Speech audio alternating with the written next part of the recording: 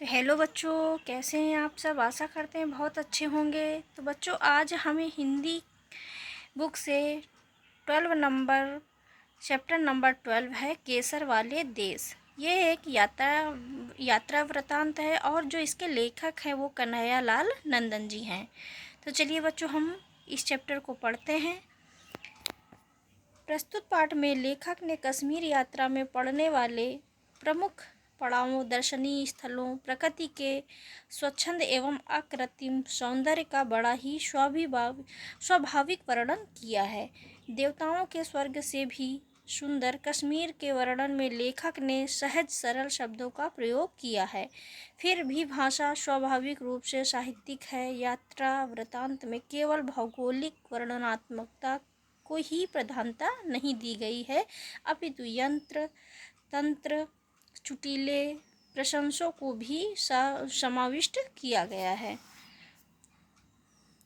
मैं अपने बचपन से सुनता चला आ रहा था कि कश्मीर भारत का स्वर्ग है। बड़ी समस्या थी कि ना यह स्वर्ग देखा था और ना कश्मीर। पता कैसे चले कि स्वर्ग कैसा है, यह कश्मीर कैसा है। इसलिए एक दिन कुछ मित्रों के साथ दिल्ली से कश्मीर यात्रा का कार्यक्रम बना बैठा। कार्यक्रम बनाया ही नहीं, चल भी पड़ा।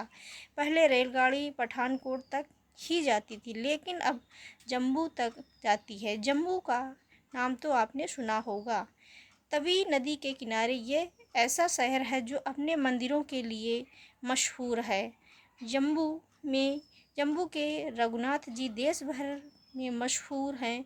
रघुनाथ जी मंदिर का गुंबद सोने से जड़ा है और दूर से ही चमकता है। लेकिन यहाँ एक ही मंदिर नहीं है, अनेक मंदिर और अनेक महादेव हैं। एक महादेव पारदर्शी हैं, स्फटिक के। शायद भारत भर में ऐसे दूसरे नहीं हैं। जम्मू और वैष्णो देवी ना गए तो लोग कहते हैं कि जीवन अकारथ। मेरे साथियों में एक की हिम्मत वैष्णो देवी के नाम से छूटने लगी। बच्चों ध्यान देना, यहाँ अकारथ शब्द लिखा हुआ है। अकारथ का अर्थ होता है बेकार या व्यर्थ।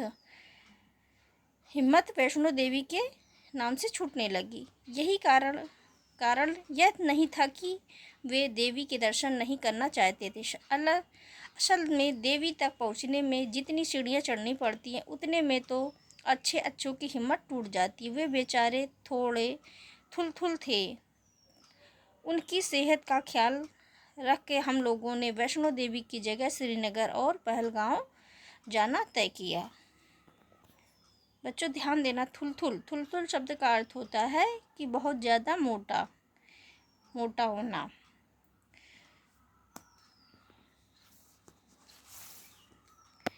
जम्मू से सुबह बसें चली और पूरा दिन चली। जम्मू के बाद ही पहाड़ों का सिलसिला शुरू हुआ। पहले छोटे, फिर बड़े और फिर बहुत छोटे, बहुत बड़े। बटोट के पास एक चोटी पर बस रुकी। लाल छतों वाले बंगले हरियाली के बीच बड़े खूबसूरत लग रहे थे। नाम पूछा तो पता चला पत्नी टाप है। वहाँ से चले तो उतराई शुरू हो गई। हम चले थे ऊंचे चढ़ने, लेकिन उतरने लगे तो उतरते ही चले गए। ये पहाड़ थे बड़े 10 किले।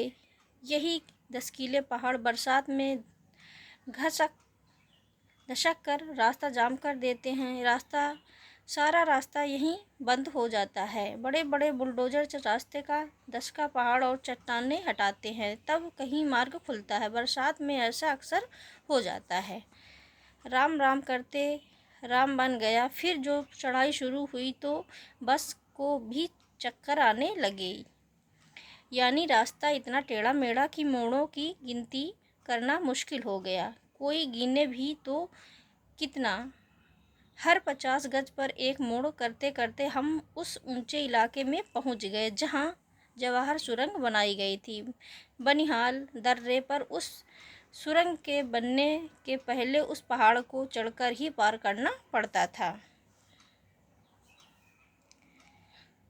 बस में बैठने पर एक सज्जन बताने लगे कि इस 1.5 मील लंबी सुरंग को दोनों तरफ से तोड़ा गया। सुरंग बनाते समय जब बीच में बस पहुँचे और आर पार नहीं हुए तो काम करने वालों में निराशा छाने लगी। कहते हैं कि उसका इंजीनियर अपने काम पर इतना विश्वास रखता था कि उसने बारूद लगवाई और कहा कि तोड़ दो, इस बार आर पार हो जाएगी। अगर ना हुई तो कईयों के मन ने पूछा तो फिर अपने को इंजीनियर नहीं कहेंगे। इंजीनियर ने सोचा, बारूद के गोलों में आग लगा दी गई और पहाड़ की छाती दहल गई। सुरंग का मुंह आर पार हो गया। इस कहानी की असलियत तो जो हो रही है, लेकिन इतना ज़रूर समझ में आया कि अपने काम पर आदमी को इतना ही भरोसा होना चाहिए। बच्चों, ये चैप्टर लंबा है। हम मिलते हैं नेक्स्ट वीडियो में। Bye bye.